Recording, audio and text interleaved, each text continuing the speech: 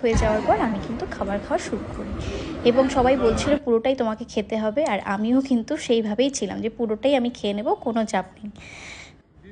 সবাই সেখানে ভেবেছিল আমি হয়তো খেয়ে উঠতে পারবো না পুরোটা, তবে আমি কিন্তু দুধকলা থেকে শুরু করে পায়েস, তারপর ভাতের সাথে যা যা পদ দিয়েছিল সবটাই কিন্তু একবারে শেষ করে দিয়েছি। এই দিনটার জন্য আমি যতটা এক্সাইটেড ছিলাম, আমার পরিবারের সবাই কিন্তু ঠিক ততটাই এক্সাইটেড ছিল। এই অনুষ্ঠানটা নাকি মেয়েদের, তাই সেখানে পুরুষের সংখ্যা খুব কমই ছিল।